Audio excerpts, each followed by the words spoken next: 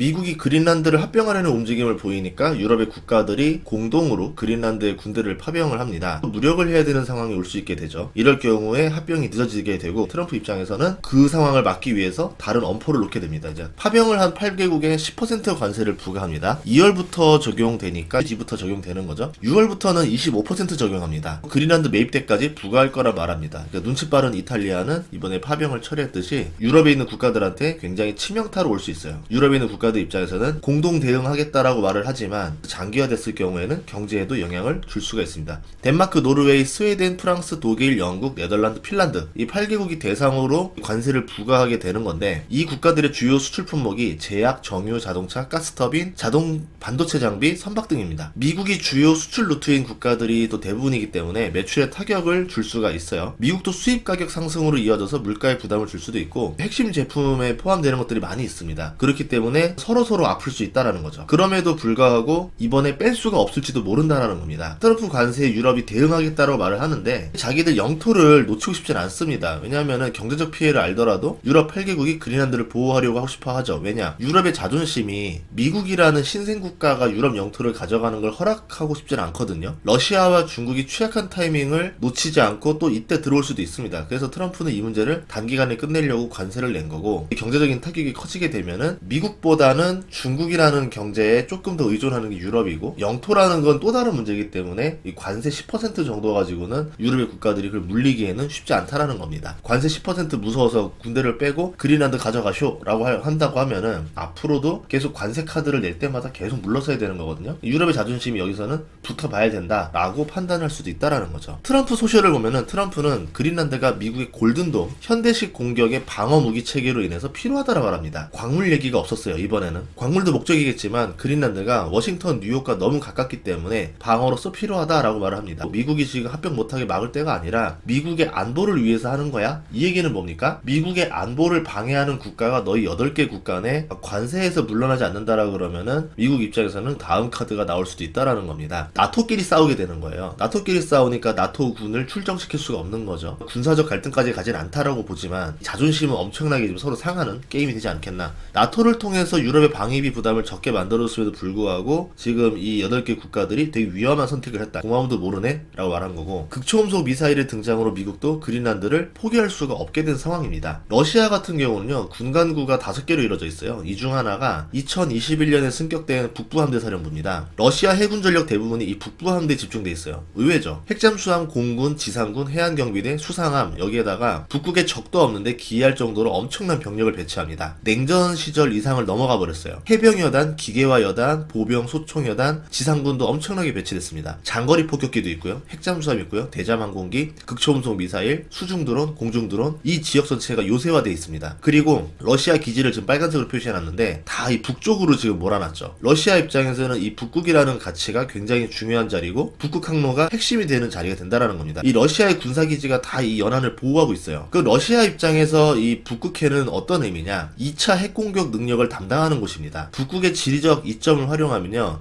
유럽과 미국을 가장 가까운 거리에서 핵을 쏠 수 있어요. 미국은 그린란드를 확보해야지만 본토로 날아오는 미사일과 폭격기를 막아낼 수 있습니다.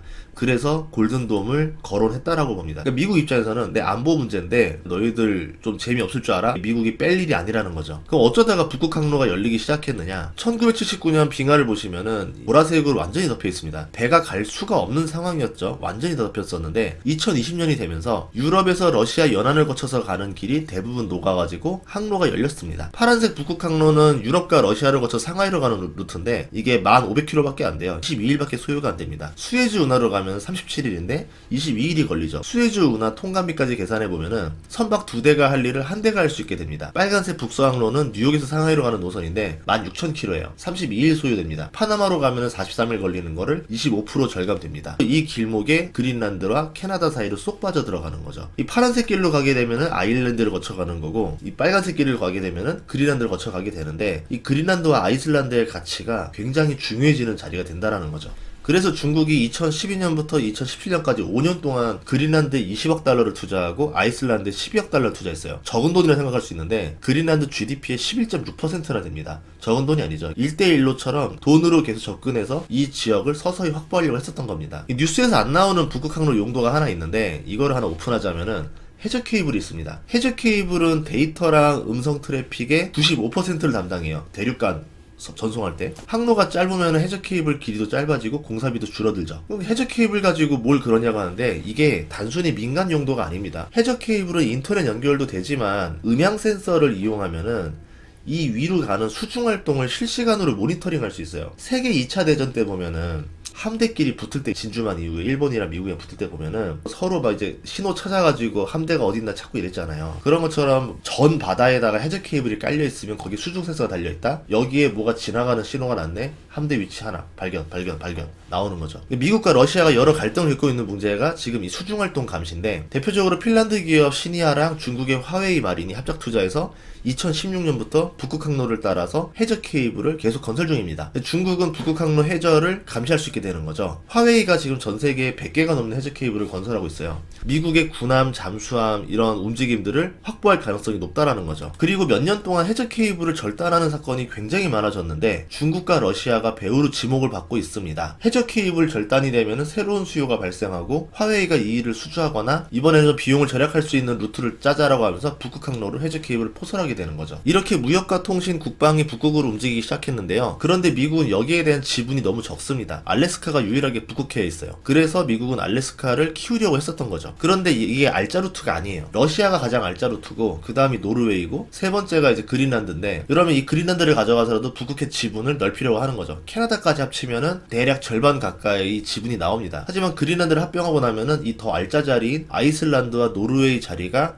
탐이 날 수밖에 없어요. 이 엉덩이를 밀면서 슬금슬금 자리를 뺏으러 오는 미국이 유럽은 불편하고 불안한 거죠. 많이 알려져 있는 건 시토류인데 이것도 그린란드 가치 중에 하나입니다. 너무 춥고 빙하가 있기 때문에 채굴 비용이 중국 같은 곳과 다르게 많이 들어갑니다. 하지만 그래도 가지고 있어야 중국이 시토류로 공급망 목줄을 죄는 거를 막을 수가 있는 거죠. 즉 AI 혁명으로 은, 구리, 반도체, 우라늄, 시토류 이런 자원들 공급 부족이 지속될 거기 때문에 이거는 이제 경제적인 가치가 아니라 안보적인 가치로서 필요하다 이렇게 판단을 한 거고요. 시토류 외에도 또 다른 자원이 하나 있는데 이것도 많이 안 알려져 있어서 하나 알려드리면은, 그린란드 양옆으로요 석유 매장지가 어마어마합니다. 가스까지 같이. 베네수엘라가 원유 매장량 1위죠. 이란이 3위입니다. 여기에 알래스카도 엄청나게 많이 있죠. 그린란드까지 가져가면은 미국은 엄청난 원유 가스 매장량을 확보하게 됩니다. 단순히 물가를 낮추는 행보가 아니라는 거죠. 원유를 의도적으로 확보하려는 모습입니다. 실제로 미국의 발전원 절반이 천연가스고요. 태양광 풍력은 중국이 독점한 발전원인데 이 둘이 지금 화석을 대체하는 수준까지는 못 따라오고 있어요. 미국의 큰 그림을 생각해보면은 천연가스와 원전을 중심 에너지로 쓰려는 모습으로 해석이 가능하죠. 그동안은 신재생 에너지, 탈원전이라고 해서 태양광 풍력으로 전 세계 모든 에너지를 대체하자가 2050 계획이었습니다. 그런데 천연가스 계속한다, 원전으로 대체한다 하면서 아젠다로 형성했던 그 신재생 에너지에 미국이 대항하려고 해보는 거죠. 그런 이유가 아까 말했던 대로 서로 각자의 에너지원 목줄을 쥐어주지 않기 위해서 이런 전략을 쓰는 겁니다.